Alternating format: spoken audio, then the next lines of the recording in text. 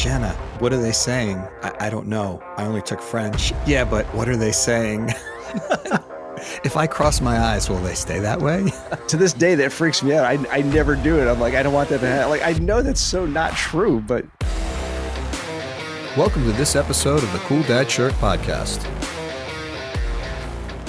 It's funny, you don't think of Pat Moynihan as that kind of singer, and he can kill it. He did a great job with Aerosmith stuff.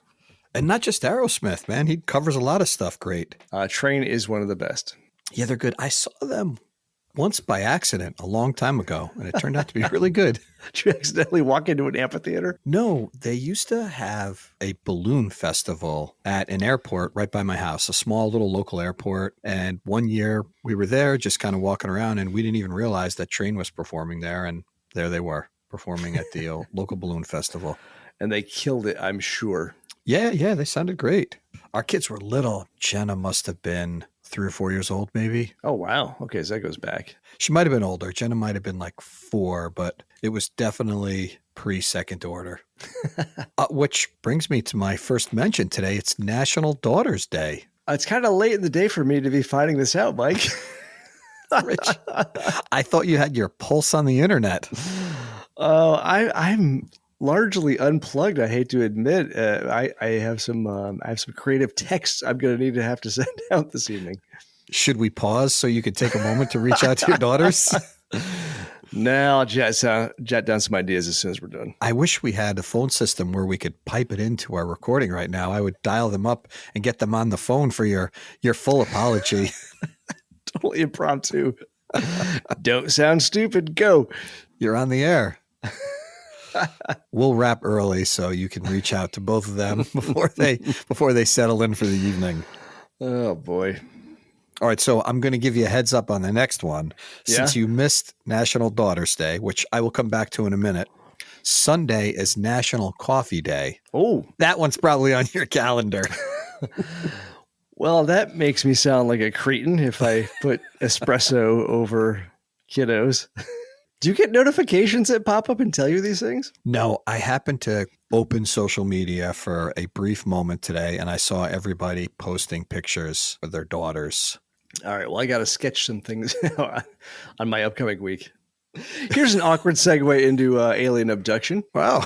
Didn't see that coming, did you? I was chatting at work with somebody about late night radio, and I recall going back to the days of when I played in a band and was getting home very, very late at night and driving home at 1, 2 o'clock in the morning. Coast to Coast AM was on. Do you remember that show? Do you know anything about that show? Coast to Coast AM. I don't believe I know that one. Oh, it was hosted by Art Bell back in the day. Now I think it's George Norrie. I was so hooked on the show. I'm certain he's in the Radio Broadcasters Hall of Fame. But the show was great. There was a tiny bit of politics. There was definitely a little bit authors and some historians, but there was a lot of Bigfoot and aliens. It was spectacular.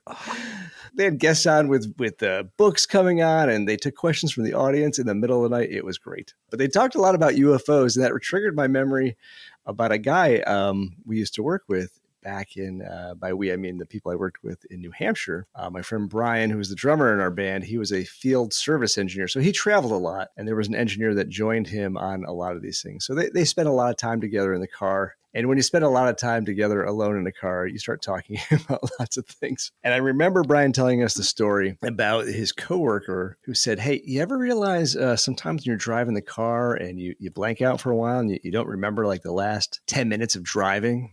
And Brian said, well, yeah, of course, I think it's called road hypnosis. And he's like, no. This is when the aliens abduct you. What? He said they're wicked good at it. But the one thing they haven't mastered yet is reinserting you back into the time continuum. And so when you're alone in the car, this is the best time to grab you and study you. But he said they've not perfected the timeline of putting you back. And that's why you have gaps in your memory when you're driving. And he was not kidding. Wow. So you're at exit 7. Yes. And the next thing you know, you're at exit 68. Yes. And you have no idea how you've gotten there. For some reason, your butt really hurts. What was it, a probe? Yeah, that is a fantastic theory. Bulletproof. No, he defended it to the end. Wow. I never really thought that through like that, but now it's got me concerned. Well, you've never had like the road hypnosis where? Oh, of course. Of Yeah. course. Yeah. But yeah, you don't recall time in a spacecraft, right? Well, no, I don't. Yeah, I don't either. I don't. They've got the amnesia thing down, but maybe not the reinsertion into the time-space continuum. And I don't recall feeling any pain, which is very good. I did look him up. Yeah, June 17th, 1945. He passed away in April 2018. Oh, maybe it's 2018. Okay. I don't think he was still on the air until then, because I think his heir was George Norrie, who is still on to this day. Doing something similar? It's the same kind of thing. It's the same. George Norrie. Yeah, I see it. Yeah, right. Coast to coast. Is the show still called Coast to Coast? I believe it is. So I get up at 5 a.m, but occasionally I do wake up a little bit early and I flip the radio on. Yeah, and sometimes I come right in the middle of aliens and Bigfoot. I'm going to have to tune into this. This episode is all about each of us not paying attention to certain things. I'm so caught up on the modern hip podcasts. I don't even know if I have an AM radio anywhere around. Well, it's gone full FM many, many years ago. Like I think back in the late 90s, it was Coast to Coast AM. I think they dropped the AM, and it's full stereophonic, rich sound these days. I can't seem to get enough of it. Anytime there's any related conspiracy theory, I'm so drawn in. Well, people are interesting, and whether it's fact-based or loosely fact-based or completely fabricated, it's always a good show. Whether I believe it or not, I'm impressed that somebody has actually even had the creativity to think up something like that. To go down the road of how these things are connected is a hoot, regardless of whether you believe it or not. And support it, with such information. Sometimes I'm tempted to become an advocate, and other times I'm like, this guy might not be right about this. You'll be sending in your check each month for $13 to support the program. Listener supported by Rich Gristle. Listener supported, yes. Listener. Realtor supported. Yes. Nice callback. Since it is National Daughters Day, I was actually going to tell you one more story about my daughter. It's one of those stories where your kid does something that you can't believe they've done. Been there, yeah. Yeah. And by the way, your lighting is much better this week. I am continuing to mess around with it. I hope our gold wasn't on my overexposed image moments ago. No, you're good. You're good. Still figuring it out. My daughter, when she was very young, she was really into Dora the Explorer. And they would give you a couple Spanish words per episode they would throw in. So she took that to an extreme and thought that she knew Spanish. So when the Chinese delivery guy came to the door, she started talking in like 4-year-old made up Spanish to the delivery guy. And my wife and I just gasped. We didn't even know what to say, but we like scurried her away very, very quickly. And, of course, I paid the Chinese delivery guy, which is the guy that owns the place, which we know he's been delivering Chinese food to us for 20 years. But at the time, that moment, it was one of those unbelievably shocking, embarrassing moments that you have little to no control over. It's total panic when it happens, but I'm here to say that was an observation. There's nothing weird about that. And I guarantee you, that's not even in the top 10 most awkward things that guy has had to deal with when he comes to the door. I'm sure. And it's probably not in the top 10 of awkward things my daughter did. She didn't even get the right language. Not even the right language. That's funny. It's all she knows. It was not English. So I had a question. As we move into this digital world, I'm becoming pretty anti-paper. I've not owned a printer in many years. The 1 or 2 times a year I need to print something, I zip over to Staples with a USB drive and print it out. So I'm very anti-printing. A couple of years ago, I switched over to a digital business card, thinking, well, a few things. Not only do I not have to carry something with me, it's always handy. You just whip out, you show a QR code. And the cool thing about it is it takes all your information and it sends it to the person who's scanning it and says, do you want to enter this as a contact? Which is great. There's a picture of you, there's your company, your email, your phone number, all the stuff. It's super, super convenient. As I continue to go to some networking events to try to... Well, this episode is brought to you by Avant Industrial Marketing, by the way. Nice, Rich. So some people think it's really easy to sell fire suppression and electric enclosures and stuff like that, but it's really hard. So check us out. Anyway, so when I'm at these networking events, it's always awkward because when people are going to have some contact information, it's always easy to hand somebody a physical card. But the deal is, like, if you don't ever want to talk to that person again, you can just like chuck it on the way out the door. I feel like I've invaded your phone because you're sort of obligated. I'm like, oh, you should scan my card. You're kind of on the spot to not only perform an act to get my contact info, but now I'm in your phone, which seemed like a great idea at the beginning. And now I feel a little awkward doing it. I might go back to paper, my friend. Well, it really hit home when you left the event and there was 5 iPhones in the garbage on the way out. That loser ruined my phone. Like, what are all these phones doing in the garbage? And my picture's on all the screens. There's something about the tangibility, though, to a business card. Yeah, maybe the way to do it is put a QR code on the back so you make it easier for them, but they can do it on their own terms, not under the social pressure of like, well, why don't you want my contact info? Yeah, so they have the card for ease. They can scan the QR code and enter it into their phone. That's probably the right way to handle this. Plus, you can't tape it to the glass counter at the local deli so everybody can see your business. Or you can't put it in one of those fish bowls for the raffle, for the free sub for your office. Every month we do a free drawing. We pull out the business card from the fishbowl and we do 1 3-foot sub and 2 side salads for your office. They keep not pulling my phone out of the fishbowl.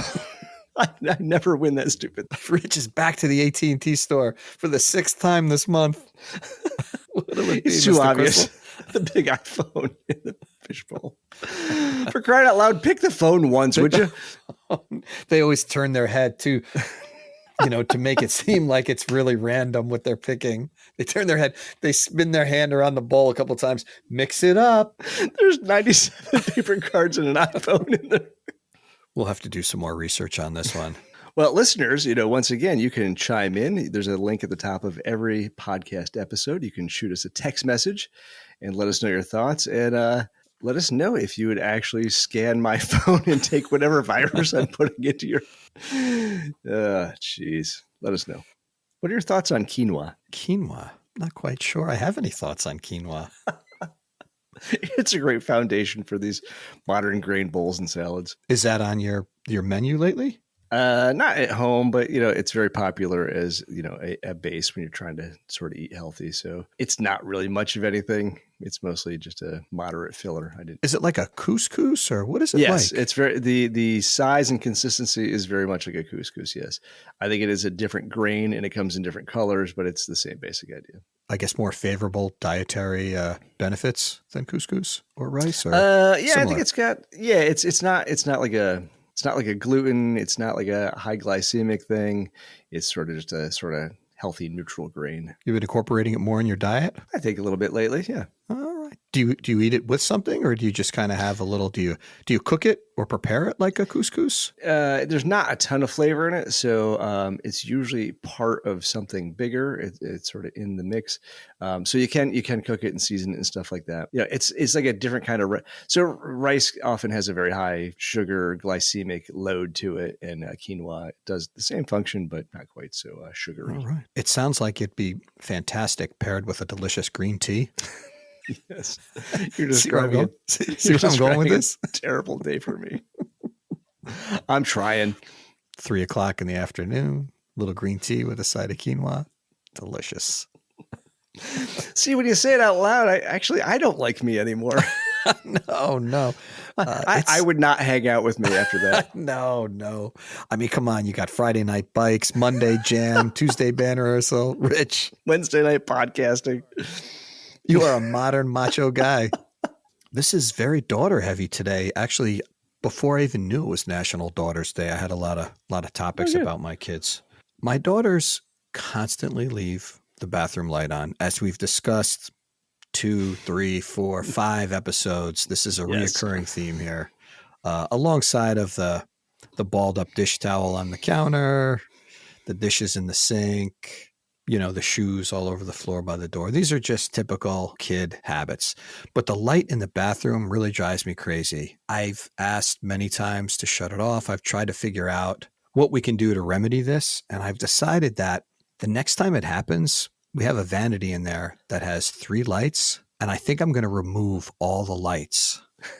I was picturing them getting up to go to the bathroom in the middle of the night and then having Because first of all, they don't go anywhere without their phones. I envision them now having to turn the flashlight on of their cell phone to make it in and out of the bathroom successfully.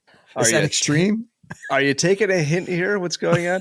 No, maybe you go the extra mile and you put a nice little nightlight in there. That would be sufficient. But no full on wattage. Nothing more than a 4-watt little micro bulb. If you want more than that, you got your phone. Yeah. I'd like you to report back on how it goes. Yeah, maybe not removing the bulbs, but put a secret switch someplace where, as you go off to bed, you just flip the switch. Flip it. Yeah. All right. I'll have to rethink. I'll have to re-engineer this one a little bit. I also wanted to talk about ceramics classes. Did you participate in any of those when you were a kid? I think when I started college as undecided, I had to pick up an art class, and I think that I can't remember. The one I wanted was not available, and I begrudgingly took ceramics, and ended up kind of liking it. Yeah, it was cooler than I thought. I made a bowl. I made a couple little just goofy things, and yeah, it was cooler than I thought. It was super trendy when we were young kids, I guess the late 70s, early 80s. I remember everybody was making those Christmas trees, putting the lights in them and bringing them home. I guess that's replaced. Our kids have lost interest. It was huge when we were kids. They're making virtual bowls now. Well, I don't know. Maybe the continuing education flyers that come out, if I actually read through it, they might have. I'm sure people are still making those. The only other thing that I jotted down, and you don't have to mention any names. Do you have any female news reporter crushes? I don't know what it is about like news ladies or women in the news. Okay. But we're going to do a deep dive. Well, yeah, I got one. I'm not trying to do a deep dive into Rich's head here. I'm just speaking from experience. I just, you put on the news and you think, oh, wow, she's super cute. Or, what is it? What is it about some of these news people? This goes back to the time in the 90s, actually, when you and I lived together. There was a local Channel 13 here in Albany, Chris Kapistashi. Whoa, do you recognize the name? Well, for a second, I thought you were going to say Lisa Loeb. We've already gone over that one. So go ahead, continue with Chris. All this unrequited love. Oh no! It was just it was a silly ongoing joke. Our mutual friend Brian Olson actually attended. Wow, I have a photo somewhere. Brian Olson attended. He did some nonprofit work that she was a part of, and they were at an event together. And he got a picture with my news channel anchor crush, Chris Kapistashi, and he sent me the photo, and it was awesome. I think her name has since changed, and she moved up to the national level. But man, back in the 90s, yeah, I loved her. Chris Kapistashi. I'm looking it up. I don't see anything, but I'm going to get to the I'm sure you're bottom not of this. spelling it correctly. I'm probably not, but I'm doing the best I can with one hand here. I'm going to send you. There's a photo somewhere in a box. I think we got to push that right up to social media so we could see this photo of you and Chris Kapistashi. Well, it wasn't me. It was our friend Brian. Well, I'm going to Photoshop you in. Chris Kapistashi. Yeah, I'm going to have to look through this. Okay, news. Her co-anchor at the time was Ed Daig. He was kind of an institution here. EED. Wow, I'm not sure how to spell his name either. DAUGE. And Chris, KRIS, and then see what comes up in Google. KRIS, you say? WNYT 13 KRIS. See what comes up. She has a new last name.